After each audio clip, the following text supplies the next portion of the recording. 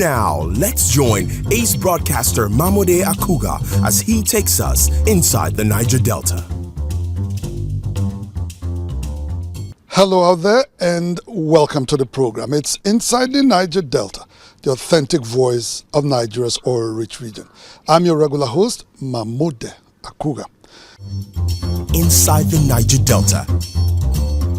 Some residents of Ondo State are calling on the government to urgently equip security agencies in the state with modern surveillance tools and operational equipment to help curb the rising wave of criminal activities.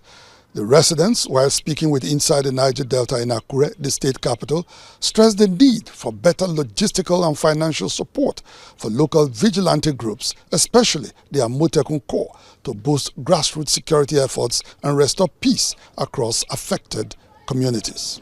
Ondo State, fondly called the Sunshine State, is located in the southwest of Nigeria, but it's also part of the oil-rich Niger Delta.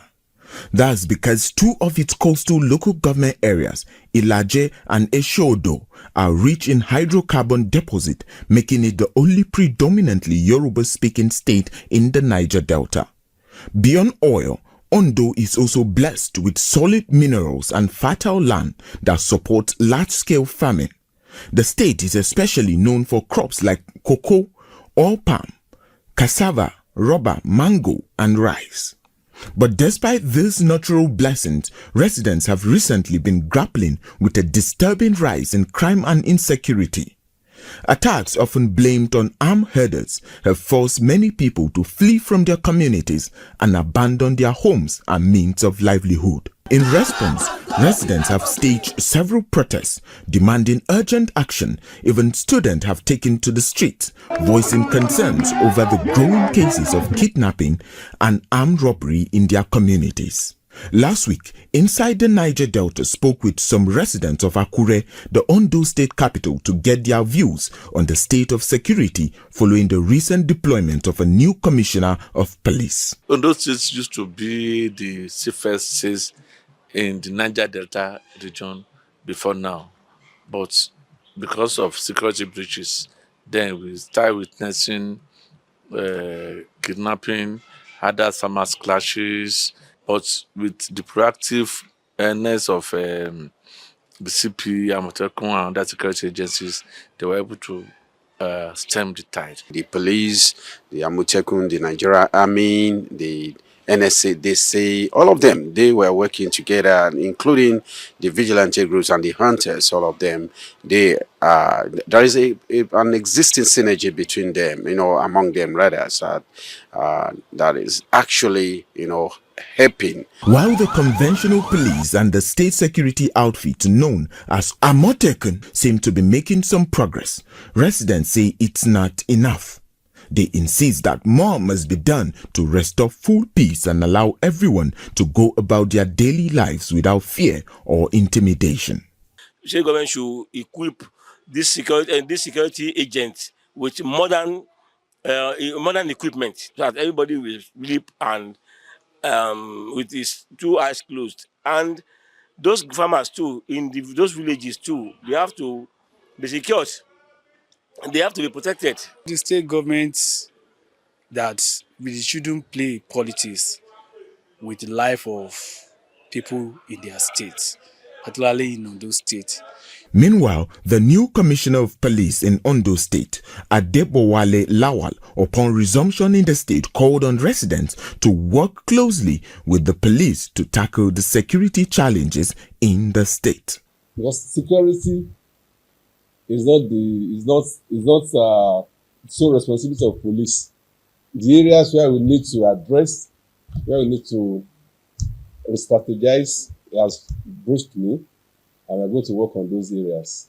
To the people of Ondo State, security is more than just law enforcement. It's a lifeline for livelihoods, agricultural growth, and the overall stability of the economy. Inside the Niger Delta.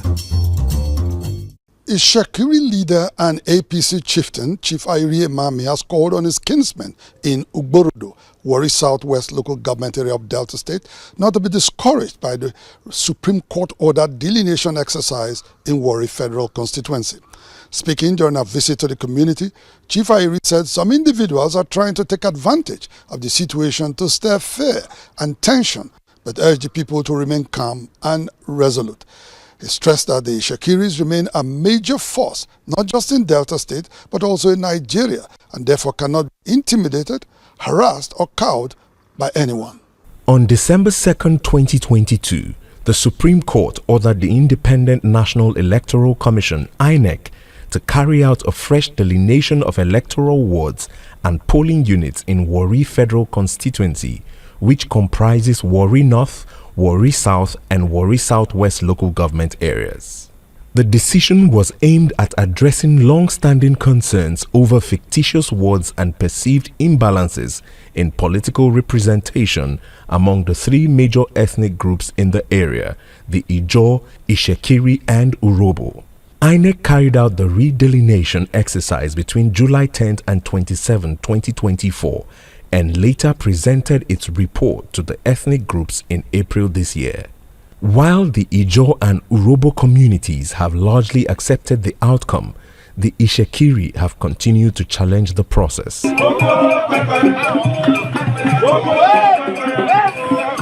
They argue that the results are flawed and do not reflect the true realities on the ground. Back in April, during a special ceremony, Chief Ayiri Emami called on the federal government to revisit and review the entire exercise to ensure fairness and justice for all. There is law in this country. You have to participate on this boundary adjustment. Madam What I don't hear is that if there is law in this country, if there is law and order, all those as led by Mr. who participated in this fraudulent document should be arrested. Just recently, the All Progressives Congress APC chieftain, Chief Ayiri Emami, visited the Ishekiri community of Ugborodo in Warri Southwest local government area, where he once again voiced concerns over the delineation exercise and its implications for the Ishekiri nation. And said Ishekiri people, they don't have population, they don't have houses, they don't have this. Is that not a deliberate attempt? Yes. Is that not a deliberate attempt to get us into extinction? Yes. What is happening in Warri Federal constituency is worse than what is happening in Benue. Benue, you get the lessons. They're not quick looker. And the bottom. Now the same Belen, our own don't get to. Chief Emami also urged the people to remain calm and continue to support the administration of President Bola Ahmed Tinubu and Delta State Governor, Right Honorable Sheriff Oborewori. He noted that both leaders are committed to protecting the interests of all ethnic groups in the state. We must support Sheriff. I mean, we're not going to support Sheriff. What we seek for is security and what? Protection. Make all of us support and see what you. Meanwhile, the Independent National Electoral Commission, INEC, has appealed for calm among the three major ethnic groups in Warri Federal Constituency, following tensions over the recent ward delineation exercise. INEC had earlier urged all concerned communities to submit their observations on the draft report, assuring that the Commission remains committed to fairness, equity, and the rule of law. Also weighing in, the National Security Advisor, Malam Nuhu Ribadu, held a meeting with representatives of the Ijaw, Ishekiri, and Urobo ethnic groups. Malam Ribadu warned against any actions or statements that could incite violence, emphasizing that the government will not hesitate to act decisively to prevent any breakdown of law and order. Inside the Niger Delta. Some stakeholders and observers across the South-South region are calling on the newly established South-South Development Commission, SSDC, to focus on addressing real development gaps rather than duplicating the roles of existing agencies.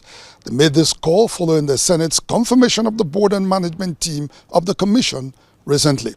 According to them, the SSDC should fill in the gaps, complement ongoing efforts, and bring real impact to communities still struggling with underdevelopment in the region. In March this year, President Bola Tinubu assented to the bill establishing the South-South Development Commission, SSDC. The development followed the establishment of similar commissions for the other 5 geopolitical zones. The South-South Development Commission will draw and manage funds from the Federation account to coordinate socio-economic development as well as resolve the lingering issues of militancy and communal crisis in the 6 states of Akwa Ibom, Bayelsa, Cross River, Delta, Edo, and Rivers.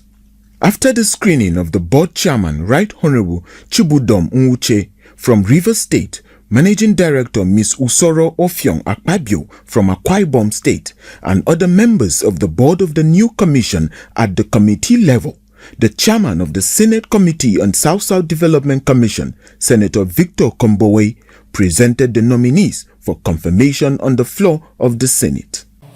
Honorable Chibudom, Chairman, Rivers, was cleared and recommended for Senate confirmation. Usoro Ofiong Akpabio, Managing Director, Akwa Ibom, cleared and recommended for Senate confirmation. The Senate, led by the Deputy Senate President, Jibrim Barrow, swiftly confirmed the new board members and gave them the charge of the National Assembly.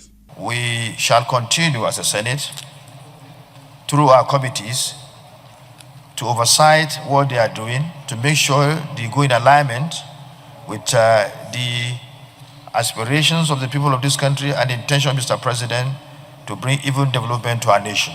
It will be recalled that calls for the creation of the South-South Development Commission grew stronger around the time other geopolitical zones began demanding their own special purpose development agencies. Even though the South-South already had the Niger Delta Development Commission, NDDC, many in the region still pushed for a separate commission of their own. That move sparked mixed reactions with arguments both for and against the creation of another agency. And now, even with the new commission signed into law, those debates are still ongoing. When Inside the Niger Delta spoke to some watchers of events, they said they would have preferred to see the NDDC properly funded and repositioned instead of creating an entirely new intervention agency. The moment they created the Northeast Development Commission, other areas started agitating for commission, as if commission is the panacea for development. It's not. So those people who I know do not mean well are setting up that commission, so they use it as a ploy to collect the resources of the Niger Delta, put half in their pockets, use half to gallivant here and there. After the clapping of hands, hooray, Tazapon, nothing. They've not been able to fund NDDC itself well. They are creating extra commission. It's for food for the boys. However, now that the South-South Development Commission has come to stay, some of the people who spoke to Inside the Niger Delta advised that it must first undertake a critical analysis of the development needs in the region and identify areas where gaps exist so as to avoid duplicity of roles and responsibilities. I can also remember that in the time past, the governors of the South-South came together and formed this body that they called BRACE. So I think it's time for the South-South Development Commission, this BRACE, and then DDC for them to sit together and take a holistic look at this region and see how to develop it. We expect to see infrastructures connecting the South-South states that will boost economic activities and better the lives of the people. I expect that South-South Development Commission should create wealth among the people, give us a good sense of reasoning, develop our mind us back to skills. That is what is developing China and the rest of the Asian world. And when you develop South-South, we'll be happy that the oil that God deposited in our soil has helped us. Because very soon the oil will dry. When the oil dries, what will the South-South man do? There's no denying that the South-South still has a lot of development gaps, especially when compared to how much the region contributes to the country's economy. Therefore, facing these many challenges head-on and bringing real change to the lives of the people should be the real focus of the new kid on the block, while working in synergy with existing NDDC, state government and other key development players in the South-South region. Inside the Niger Delta. Hooray! NDDC is 25. Join us as we celebrate 25 remarkable years. Sunday, 6th of July 2025, Thanksgiving service, Ondo State. Monday, 7th July, World Press Briefing and Movie Premiere, Asaba Delta State. Wednesday, 9th July, Youth and Women's Conference, Owerri, Imo State. Thursday, 10th July, Art and Culture Day, Rivers State. Saturday, 12th July, Grand Finale, Plenary Session and Gala Night in Port Harcourt, River State. NDDC, 25 years of making a difference in the Niger Delta. Signed, Alabo Honorable Boma Iyaye Esquire, DSSRS, EDFA, NDDC, and Chairman, 25 years Anniversary Central Planning Committee.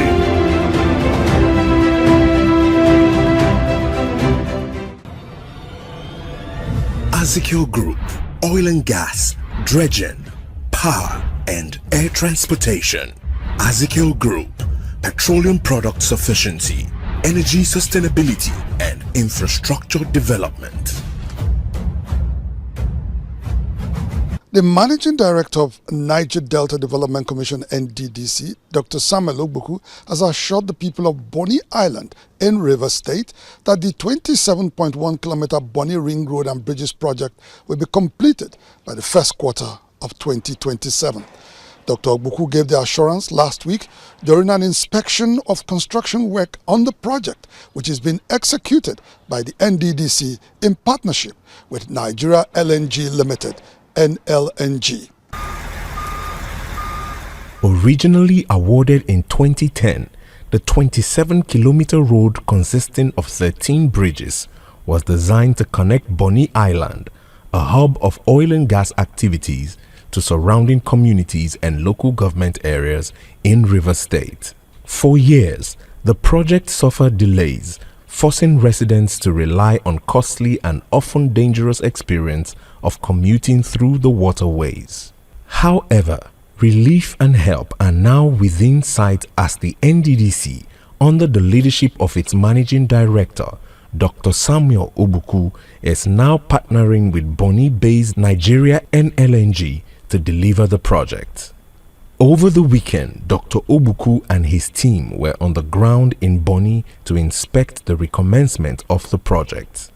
They, however, first paid a courtesy visit to the Bonny monarch, King Edward Asimini William Dapa Pepo III, where community leaders stressed the importance of the road to their people. For our people to go from Bonny into the villages, we have to paddle. The distance is not too much. But I believe that your inspection here today will throw more light to what we've been going through. By the grace of God, that road is coming up, the Bonny Budo Road. But sir, permit me also to tell you that that road will not mean much to us if we do not have the ring road. I'm telling you the truth. Because it just be a one-way drive and everything will just empty here. Thank God today, sir, that by providence, you're on the saddle. I want to believe that we will not be disappointed again. Responding to the people, Dr. Ogbuku reiterated that the current NDDC board is not just focused on delivering projects, but also committed to engaging meaningfully with communities. He said this will help the Commission identify and execute projects that directly meet the needs of the people. For us, we are here to serve the people. And serving the people, must serve the people better. Because this NDDC that you see we work based on needs assessment. In the first 25 years of the NDDC, if the Bonny Kingdom never benefited, maybe in the next chapter, Bonny Kingdom might be one of the biggest beneficiaries of NDDC. I'm coming here today, I believe we are opening a new chapter of prosperity of NDDC and Bonny Kingdom relationship that will bring about more development to this kingdom. The team then went to the project site despite the heavy downpour to see for themselves the level of work on the project. Under the President Tinubu's administration, this project, we are assuring the people of Bonny Kingdom that it's not going to be abandoned again. Coming into Bonny today, we can see how flooded the community is. So also look at how we can also support the community in handling the flooding situation, which have to do with constructing of drains. With proper drain channels, we believe the flooding will be a challenge of the past. We see him as an active managing director and not an armchair MD. We believe that the commitment he has taken in the palace to complete the job. Beyond inspecting projects, Dr. Obuku said the visit was also to inform the people of Bonny Kingdom that as part of NDDC's 25th anniversary celebrations, the commission will be naming its new headquarters building after Harold Dapabirie in honor of the late elder statesman known for his strong advocacy for the Niger Delta even before Nigeria's independence. Inside the Niger Delta. As global attention on sickle cell disease continues to gather momentum, medical experts and stakeholders across the Niger Delta region are calling for stronger collaboration and urgent action from both the government and private sector to boost prevention, treatment and control of this serious public health challenge. The experts, who expressed concern over the rising cases of sickle cell disease in rural communities, also called for more awareness and sensitization to help people better understand and manage the condition. To a layperson, the mention of the term sickle cell could immediately refer to pain, frequent illness, and repeated hospital visits. And more often than not, especially in rural communities, including the oil-rich Niger Delta region, people associate this condition with diabolic undertones and other rather unjustifiable traditional and philosophical causes. It will surprise you that we don't have data of those that have died by misinformation. They might think it's punishment from the gods. They might think it's environmental pollution. The most important thing is genetic, and it has to do with a mutation that is called a point mutation, and it's hereditary. Data from the Sickle Cell Foundation Nigeria, a non-governmental organization dedicated to the prevention of and raising awareness on sickle cell in Nigeria, suggests that Nigeria has one of the highest prevalences of the disease globally. About 2 to 3% of the population has the disease, with about 150,000 newborns affected yearly and 50 million people carrying the sickle cell trait. Dr. Ekripo also explained the difference between a carrier of the trait and an actual person with the disease, often referred to in the popular genotype as AS and SS. If you have that disorder in that your gene, and if it is like dominant, they would say you have sickle cell. But if it is maybe you have just one of those in the 4, you are said to be a carrier. So in that case, you hear people saying the person is AS. Available data also shows that half of children born with the genetic condition die before they are 5 years old, and those who cross this hurdle have a life expectancy of just about 21, often with frequent health complications. To raise awareness on this genetical condition, the United Nations set aside June 19 of every year as World Sickle Cell Awareness Day. It is a day when different events are organized to increase public knowledge and understanding of sickle cell disease and the challenges experienced by patients and their families and carriers all over the world. During some of these events across the states in the oil-rich Niger Delta, medical experts and sickle cell warriors harped on the need for early diagnosis, routine screening, genotype awareness, and premarital counseling as critical tools in curbing the spread of the disease. Newborn diagnosis, early infant diagnosis, preconception diagnosis, prenatal diagnosis are all very necessary. Let's discourage, if you are a carrier of disease, you are heirs, getting married to heirs. We should discourage it.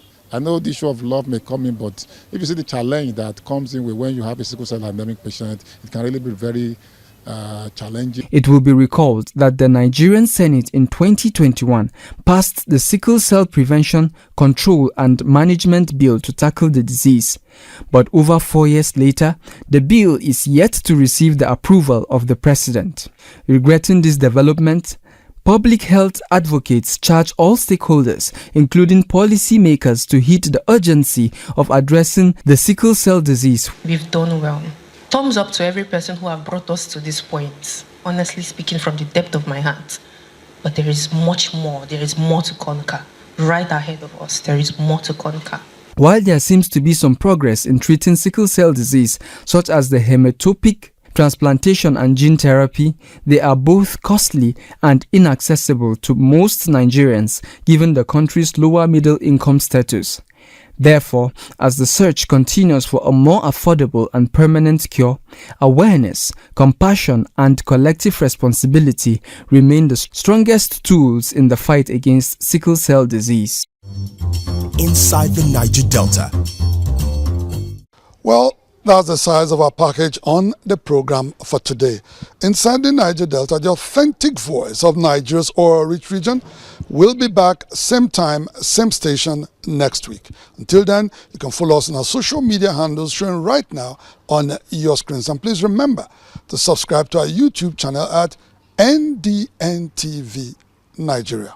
Until next week, I am Mahmoud Akuga thanking you for staying tuned. Bye for now.